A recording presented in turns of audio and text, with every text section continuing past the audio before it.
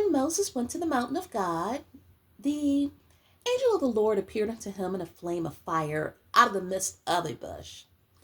And when Moses saw the angel coming out of the bush, he was amazed because he could not comprehend why the bush was not burnt. So Moses said, "Let me turn around and see this great sight."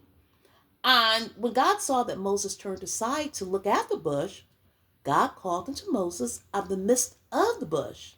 And God said, "Moses, take off your shoes, because the place where you are standing is holy ground." God also told Moses that he is the God of his father, the God of Abraham, the God of Isaac, and the God of Jacob. This particular moment is incredibly significant to Moses because God reveals his identity to Moses. The conversation that God is having with Moses is so pivotal because God is foreshadowing how he is going to make a covenant with Moses.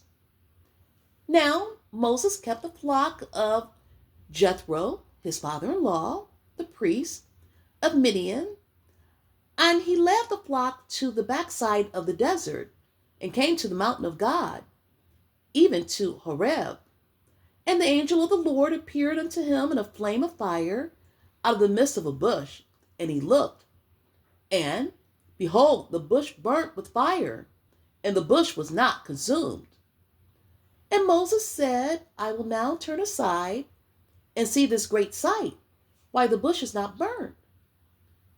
And when the Lord saw that he turned aside to see, God called unto him out of the midst of the bush and said, "Moses, Moses." And he said, "Here am I." And he said, "Draw not nigh hither, put off thy shoes from off thy feet, for the place whereon thou standest is holy ground." Moreover, he said, "I am the God of thy father, the God of Abraham, the God of Isaac, and the God of Jacob."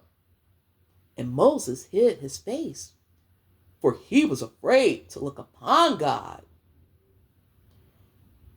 Exodus chapter 3, verses 1 through 6.